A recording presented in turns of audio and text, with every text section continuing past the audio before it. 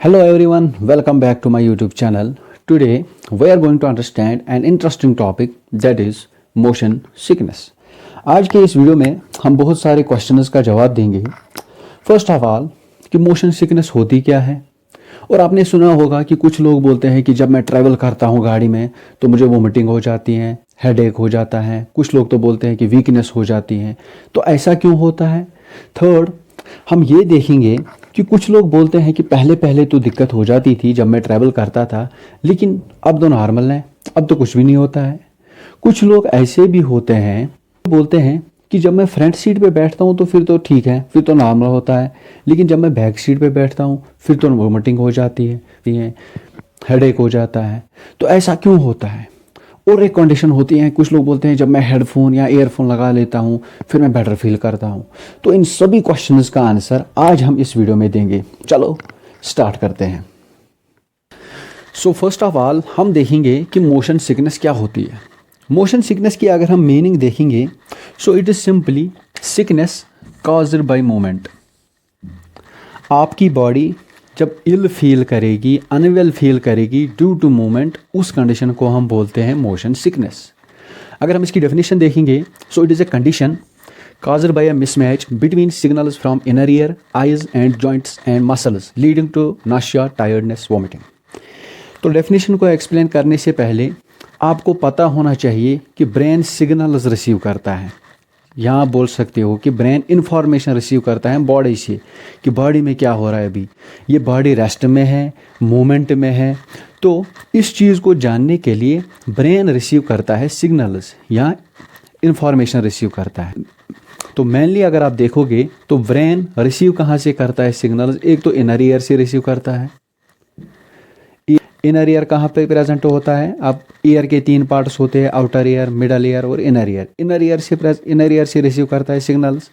Second, eyes से receive करता है सिग्नल. और थर्ड, जो हमारे बॉडी में जॉइंट्स और मसल्स होते हैं वहाँ से सिग्नल रिसीव करता है. सिग्नल रिसीव क्यों करता है. ताकि ब्रेन को पता चले कि बॉडी अभी मोशन में है, मोमेंट में है या अभी रेस्ट में है. अब मोशन सिकनेस में क्या होता है कि जब ब्रेन रिसीव करता है सिग्नल्स कहाँ से, इनर ईयर से, आई से और जॉइंट से, लेकिन ये आपस में मिसमैच होते हैं, मिलते नहीं हैं आपस. तो उस टाइम क्या होता है कि वोमिटिंग हो जाती है. अब आपका क्वेश्चन रहेगा कि वोमिटिंग कैसे होती है, वो हम आगे देख लेंगे.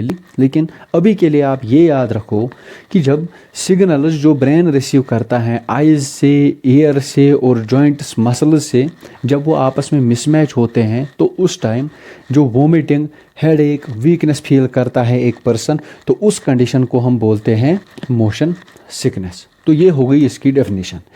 तो यहाँ से क्या पता चला कि ये एक ब्रेन कन्फ्यूजन प्रॉब्लम है. इसका मतलब होता है कि जब ब्रेन में कन्फ्लिक्ट होता है तो उसकी वजह से वोमिटिंग हो जाती है. Not a stomach problem. ये स्टोमक प्रॉब्लम नहीं होती है.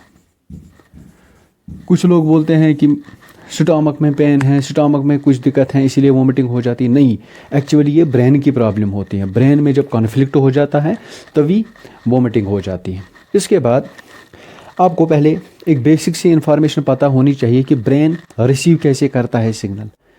बताए ब्रेन रिसीव कैसे करता है सिग्नल. आइज से कैसे रिसीव करता है, इनर ईयर से कैसे रिसीव करता है, मसल्स एंड जॉइंट से कैसे रिसीव करता है सिग्नल्स. तो हम इनको थोड़ा सा वन बाय वन थोड़ी सी इन्फॉर्मेशन आपको दूं. अगर आप आइज़ की बात करेंगे तो आइज़ में प्रेजेंट होते हैं फोटो रिसेप्टर्स. पढ़ा होगा आपने.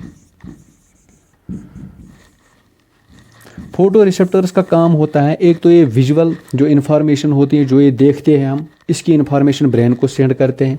सेकंड, उसके साथ साथ ये मूवमेंट की इन्फॉर्मेशन भी सेंड करते हैं कि बॉडी अभी कौन सा मूवमेंट कर रही है, उसकी इन्फॉर्मेशन भी ये सेंड करता है ब्रेन को थ्रू ऑप्टिक नर्व.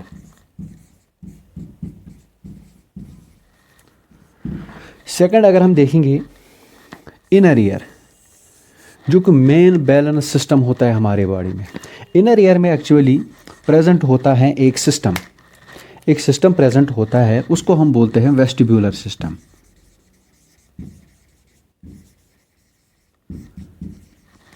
आपकी नॉलेज के लिए बता दूं, जो वेस्टिब्यूलर सिस्टम होता है इसमें 3 पार्ट्स होते हैं. एक इसमें होता है सेमी सर्कुलर कैनाल्स,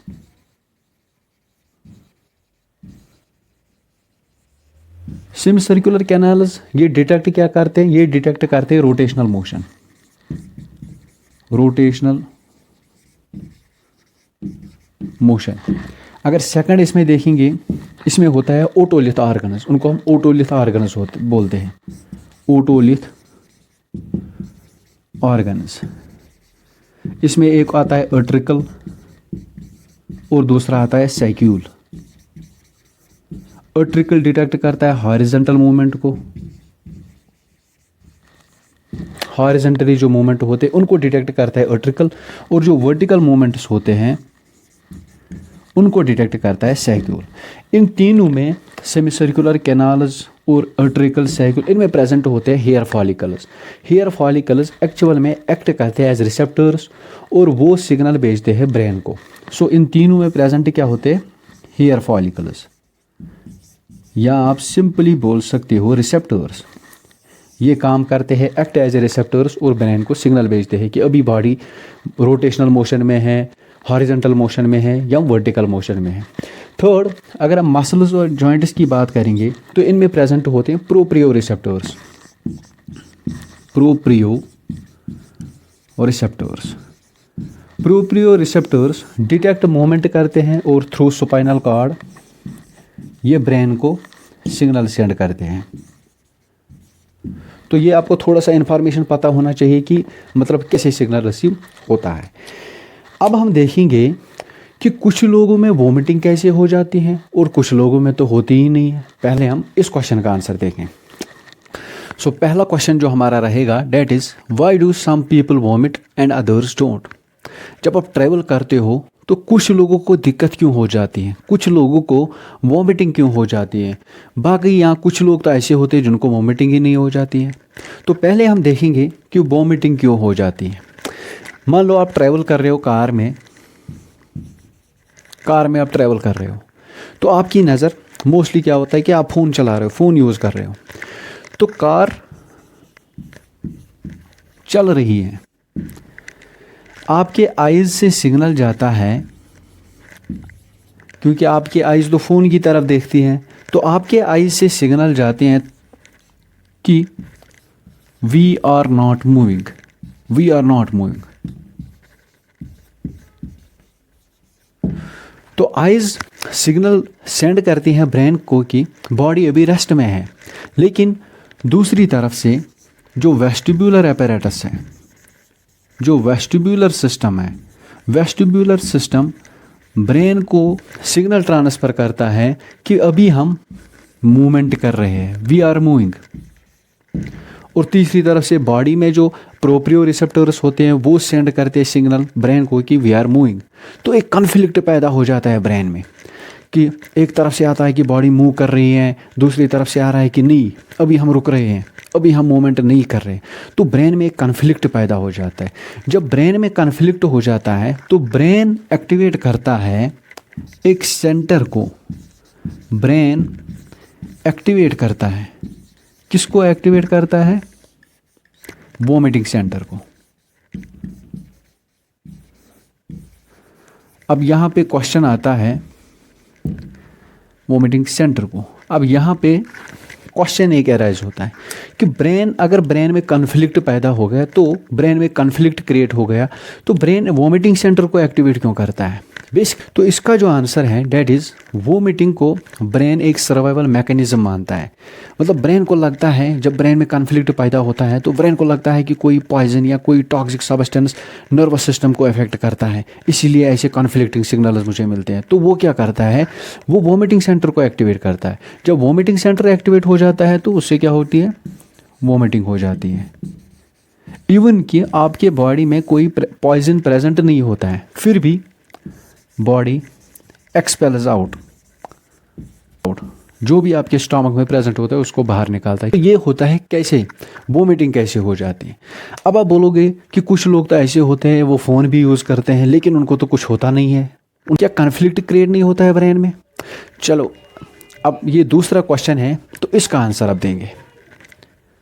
तो पहले क्वेश्चन का आंसर तो हमने दिया कि वोमिटिंग कैसे हो जाती है।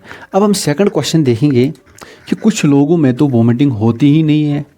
तो उसके पीछे दो मेन रीजंस होते हैं। एक तो होता है वेस्टिब्यूलर सेंसिटिविटी, वेस्टिब्यूलर सेंसिटिविटी। तो वेस्टिब्युलर सेंसिटिविटी का मतलब होता है कि आपका वेस्टिब्युलर सिस्टम कितना एक्टिव होता है। अगर वो ज़्यादा सेंसिटिव है, हायर अगर उसकी सेंसिटिविटी है, हायर सेंसिटिविटी, हायर सेंसिटिविटी का मतलब होता है कि अगर आपकी बॉडी छोटी मूवमेंट भी करे तो ये स्ट्रांग सिग्नल भेजता है ब्रेन को कि बॉडी अभी मूवमेंट कर रही है। तो उस कंडीशन में क्या होता है, हायर सेंसिटिविटी में higher chances of vomiting, higher chances of vomiting means ज़्यादा सिकनेस फील हो जाएगी। और सेकंड आता है less sensitivity. Less sensitivity means अगर आपकी बॉडी मूवमेंट भी कर रही है तो ज़्यादा स्ट्रॉन्ग सिग्नल ब्रेन को नहीं मिलती हैं कि बॉडी इतनी ज़्यादा मूवमेंट कर रही है। तो वो पर्सन जिनकी वोमिटिंग नहीं हो जाती है तो उनकी जो सेंसिटिविटी होती है वेस्टिब्युलर सिस्टम की वो बहुत कम होती है। जब सेंसिटिविटी कम होती है तो there is less chances of motion sickness.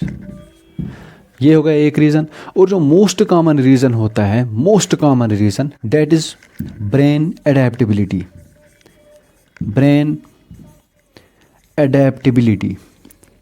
Brain adaptability का मतलब होता है, आपने सुना होगा कि कुछ लोग बोलते हैं कि पहले तो बहुत दिक्कत होती थी जब मैं ट्रैवल करता था, लेकिन अब तो नहीं, अब तो नॉर्मल है सब कुछ। तो उस कंडीशन को, उस चीज़ को हम बोलते हैं brain adaptability. Brain adaptability means brain adapt हो जाता है। जब ब्रेन को अब कन्फ्लिक्ट सिग्नल्स मिलते भी हैं लेकिन वो इग्नोर करता है, वो बोलता है ठीक है ये नॉर्मल है, चलता है, ऐसे ही चलता है, ऐसी ही बॉडी चलती है, ऐसे ही ठीक है। तो उस कंडीशन को हम बोलते हैं ब्रेन एडेप्टेबिलिटी। जब आपका ब्रेन एडेप्ट हो जाता है तो फिर उस टाइम जो चांसेस ऑफ मोशन सिकनेस वो बहुत कम हो जाते हैं। This is the main reason. ये दो मेन रीज़न होते हैं उन लोगों में जिनमें वोमिटिंग नहीं हो जाती, जिनको कोई फ़र्क ही नहीं पड़ता है ट्रैवलिंग से। दूसरा जो क्वेश्चन हमारा रहेगा डेट इज़, कुछ लोग बोलते हैं कि जब मैं फ्रंट सीट पे बैठता हूँ तो फिर तो नॉर्मल है, फिर तो कुछ दिक्कत नहीं हो जाती है, लेकिन जब मैं बैक सीट में बैठता हूँ तो वोमिटिंग हो जाती है, हेडेक हो जाता है। ऐसा क्यों होता है? देखो, जब आप फ्रंट सीट पे बैठते हो, एक तो जो आपका जो विजन होता है वो क्लियर होता है, मीन्स जो आइज़ में आपके फोटो रिसेप्टर्स प्रेजेंट होते हैं वो, और जो वेस्टिब्युलर सिस्टम आपके इनर ईयर में प्रेजेंट होते हैं, उनके जो सिग्नल्स होते हैं, जो वो सिग्नल भेजते हैं ब्रेन को, वो मैच होते हैं, वो आपस में मैच करते हैं। मतलब तो दोनों की जो सिग्नल होती हैं वो मैच हो जाती हैं। एज ए रिज़ल्ट वोमिटिंग नहीं हो जाती। जब आप पीछे बैठते हो तो आगे का विजन आपको होता नहीं है, आगे आप दिखते नहीं हो कुछ, खाली आपका साइड में एक मिरर होता है। तो जब आप साइड में देखते हो तो वहाँ पे आपको ज़्यादा तेज़ मूवमेंट नज़र आती है, आपको लगता है कि हम बहुत तेज़ चल रहे हैं। तो फोटो रिसेप्टर्स सिग्नल सेंड करते हैं ब्रेन को कि अभी हम बहुत तेज़ चल रहे हैं, अभी मूवमेंट बहुत तेज़ हो रही है। लेकिन जो आपका वेस्टिब्युलर सिस्टम है वो ब्रेन को सिग्नल करता है कि नहीं, अभी हम आराम से चल रहे हैं। और बॉडी की जो रिसेप्टर्स होते हैं वो अलग से सिग्नल सेंड करते हैं कि अभी इस स्पीड से चल रहे हैं। तो एक कन्फ्लिक्ट क्रिएट होता है। जब कन्फ्लिक्ट क्रिएट होता है फिर वही से वोमिटिंग सेंटर वो एक्टिवेट होता है, फिर वोमिटिंग हो जाती है। तो यहाँ पे भी एक क्वेश्चन अराइज होता है, तो कुछ लोगों में तो होता नहीं है। उसका सेम यही आंसर है, क्योंकि उनमें ब्रेन एडेप्टेबिलिटी होती है। जब ब्रेन एडाप्ट हो गया तो फिर वो इग्नोर करता है सिग्नल्स को। तो ये वो दूसरा क्वेश्चन। और एक क्वेश्चन आता है कि कुछ लोग बोलते हैं कि गाड़ी में बैठना तो ठीक है, लेकिन जब मैं ईयरफोन लगाता हूँ, हेडफोन लगाता हूँ, म्यूज़िक सुनता हूँ तो फिर मुझे बेटर फील होता है। ऐसा क्यों होता है? जब वो ईयरफोन लगाता है, म्यूज़िक सुनता है, तो होता क्या है कि ब्रेन ज़्यादा फोकस करता है साउंड पे एज़ कम्पेयर टू मूवमेंट। वो जो सिग्नल्स उसको मिलते हैं वेस्टिब्युलर सिस्टम से, आइज़ से, तो उसको वो थोड़ा सा इग्नोर करता है। और जो वो सिग्नल्स भेजता है वोमिटिंग सेंटर तक, वो थोड़े वीक हो जाते हैं। एज ए रिज़ल्ट इंसान को लगता है कि ठीक है, मैं तो फ्रेश फील कर रहा हूँ, अभी ठीक फील कर रहा हूँ, गुड फील कर रहा हूँ। So this was all about motion sickness. तो आई होप कि आपको वीडियो इन्फॉर्मेटिव लगा हो। अगर आपको वीडियो इन्फॉर्मेटिव लगा तो वीडियो को लाइक ज़रूर कर देना।